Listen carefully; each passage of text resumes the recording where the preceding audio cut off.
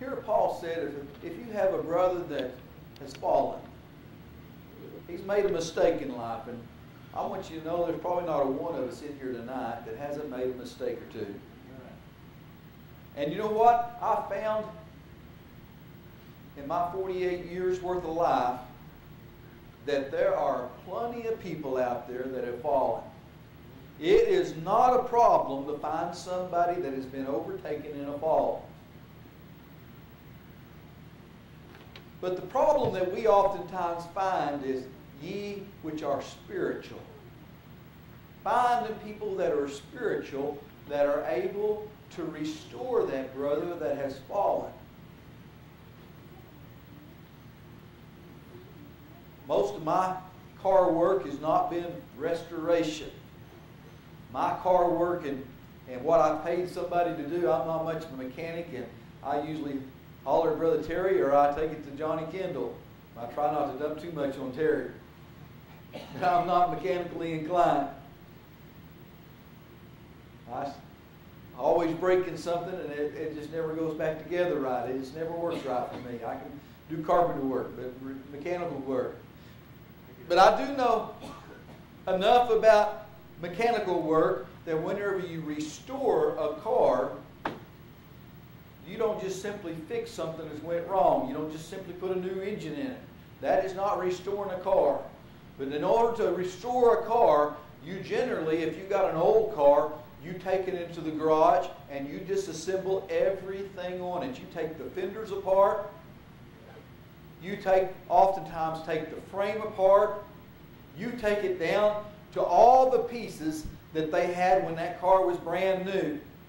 And then when you start assembling it all over again, and you put all the bushings back in between the frames so that the frame doesn't rattle. And when you put the car back on the frame, you put all the rubber bushings back in, and you paint all the parts before you put them back on. And when you get through, you've got a car that is just exactly like it was when it rolled off the showroom floor. It's just like it was to start with. Now, we live in a world today that whenever somebody makes a mistake, we'll accept you back, but you'll never be what you used to be. That's the way a lot of the people in the world today take and bring people back into the church. We'll bring you back, but you're destined to sit on a pew for the rest of your life. We'll take your money, but you're going to sit there on the pew from now on. But whenever you take and restore such a one, and you use the method of restoration or what it takes to restore a vehicle, that means that you don't just take and all of a sudden you got a car that's just like it was brand new. It takes some work. But after some work, you have somebody that should be just like they were before they fell. And sometimes, I'd like to say tonight, if you do a good job of restoration, there'll sometimes be things in that vehicle that's better than what they were new. You restore an old 65 Mustang and it didn't come out with power steering, but when you get through restoring it, it might have power steering. Mine don't. Like I said, I do good I'm trying to keep it going. But the engine is better than new. And here the other day I had Johnny set a carburetor on it. I kid you not, that thing looks like it's that wide on top of a little 289. A 4-barrel carburetor. I'm going to race Terry with his vet when I get it there.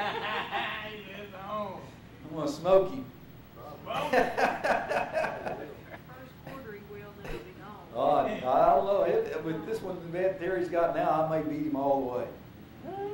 Or at least till we get up to where you can't control it.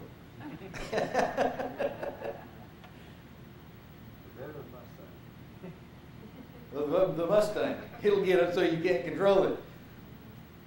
The bed will keep going after it finally gets up probably around 80 or 90. Mine gets kind of light under the front end. Kind of scary. Then it goes on to say, bear you one another's burdens and so fulfill the law of Christ. How do you fulfill the law? We learned about that last week. Does anybody remember how you fulfill the law now?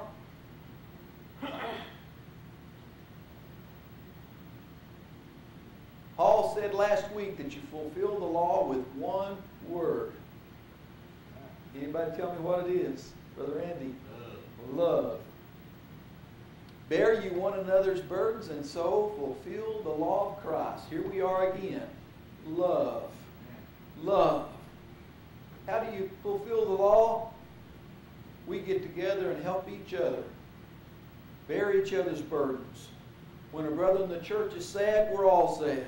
When somebody it gets a blessing, we all rejoice. You know, we are responsible for our own salvation. Right. We oftentimes get too worried about proving somebody else's work, when our eyes and sights should be on proving our own work. See if it will stand. If you think yourself to be something when he's nothing, you're deceiving yourself. That's one of the worst things we can do, is begin to think too highly of our own selves. Become too confident in our own selves. If we're not so confident in our own self, we'll have a whole lot more compassion when somebody else falls, if we are not so confident in our own work. When we're confident in our own work, oftentimes when somebody else falls, we're quick to point a finger at them for failing. Brother Price, could you read verses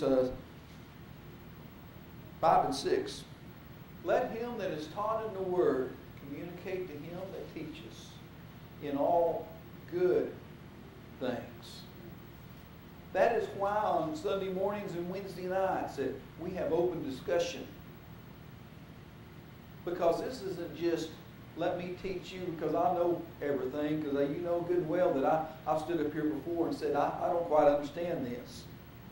I'm asking for help tonight on this. And even oftentimes when I felt like I did understand, there's been times when those in the congregation have begun to talk about the Scripture, and whenever everybody got through, I feel like I had a greater understanding about what I was teaching. Despite the fact that I'd spend a lot of time studying so I could teach it. The communication back and forth has took us to a new level. Sister Price, could you read the next two? And boy, is that never more true than as we watch our children grow up. How many children have called their parents and said, Mom, Dad, I am so sorry. I realize now what I put you through. I am reaping what I sowed. There's been a lot of us in here today even that have probably, if we haven't called our parents up, we wanted to, as we realize that now we're reaping everything that we sowed. Not just through our children, but you know that's true in every point of life. If you've got a business in town and you turn around and cheat people, guess what? You'll eventually reap from it. You may reap good things for a while by it, but eventually it'll come back to you and word gets around. You can't help it but keep it from happening. It's going to happen. What you do to others will eventually come back to you. I like to say that that's a spiritual law that God has put in place. Our mothers taught us, do unto others as you would have them do unto you. Why? Because what goes around comes around. And the reason why it seems like that happens is because biblically, this is exactly what the Bible has said. You reap what you sow. What goes around comes around. It may not, oftentimes whenever you get to watching somebody, it may not seem like it comes around quick enough for you. But eventually, I guarantee you, if you wait long enough, you'll see the results of it eventually finally come around. And what goes around comes around, Sister.